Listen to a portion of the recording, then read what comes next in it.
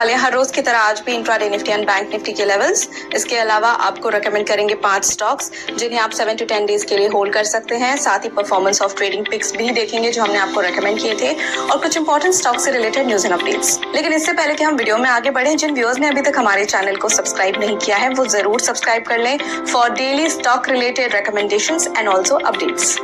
सबसे पहले हम बात करते हैं इंट्राडे निफ्टी और बैंक निफ्टी लेवल्स की। इंट्राडे निफ्टी लेवल्स पर नजर डालें तो पहला सपोर्ट लेवल है 22,340, दूसरा सपोर्ट लेवल है 22,250, पहला रेजिस्टेंस है 22,530 और दूसरा रेजिस्टेंस है 22,610। इंट्राडे बैंक निफ्टी लेवल्स की बात करें तो पहला सपोर्ट लेवल है 47,380, दूसरा सपोर्ट लेवल है 47,130, पहला रेजिस्टेंस है 47,780 और दूसरा रेजिस्टेंस है 47,930।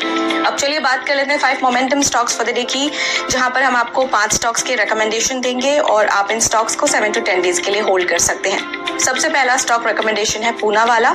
ये on the verge of breakout है।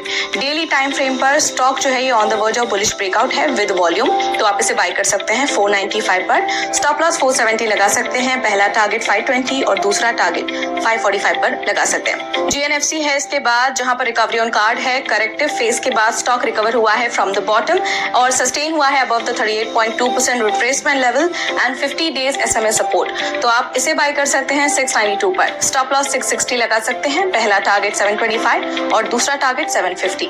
अगला स्टॉक है HBL पावर। यहाँ पर राइजिंग वॉल्यूम है। साइडवेज मूव के बाद स्टॉक ने स्टार्ट किया है वॉल्यूम पिकअप करना ग्रेजुअली, जो दिखाता है buying interest among the traders and a momentum reading also witness positive crossover on the daily frame, तो आप इसी रीजन से इसे बाय कर सकते हैं 490 पर। स्टॉप लॉस 470 लगा सकते हैं। पहला टारगेट 510 और दूसरा टारगेट 535। अगला स्टॉक NOCIL, यहाँ पर बुलिश मोमेंटम है। स्टॉक जो है वो बुलिश मोमेंटम है डेली चार्ट पर with rising volume activities and also trading above the support of 100 days EMA, तो आप इसे बाय कर सकते हैं 275 पर। स्टॉप लॉस 262 लगा सकते हैं। पहला टारगेट 288 और दूसरा टारगेट 300। अगला स्टॉक एस्कॉर्ट्स, यहाँ पर चैनल ब्रेकआउट है। डेली स्केल पर स्टॉक ने जो है चैनल ब्रेकआउट दिया है और सस्टेन किया above 100 days simple moving average.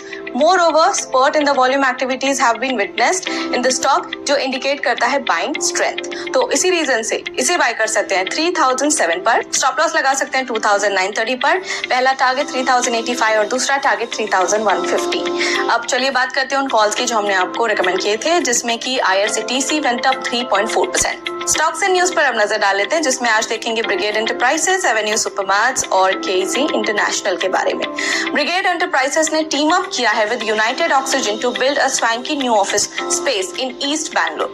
The project will offer 3 lakh square feet of prime office space, grade A, and is valued at rupees 340 crore upon completion. वहीं Avenue Supermarts यानी कि D mart, इनके Q4 business update की बात करें तो standalone revenue at rupees 12,393.46 crore है versus rupees 10,337.12 crore year on year. Total number of stores as of 31 March 2024 है 365। KC इंटरनेशनल की बात करें तो KC इंटरनेशनल को न्यू ऑर्डर्स मिले हैं जो वर्थ रुपीज 816 करोड़ हैं अक्रॉस इट्स वेरियस बिजनेसेस। तो इसी के साथ अभी के लिए इतना ही। अब कल मिलेंगे सेम टाइम पर 5 नए स्टॉक्स के साथ। तब तक के लिए हमारे चैनल को जरूर फॉलो करते रहें, हमारे वीडियो को लाइक, शेयर और चैनल को सब्सक्राइब जरूर करें और आपके फीडबैक सजेशन हमें कमेंट सेक्शन में जरूर देते रहें।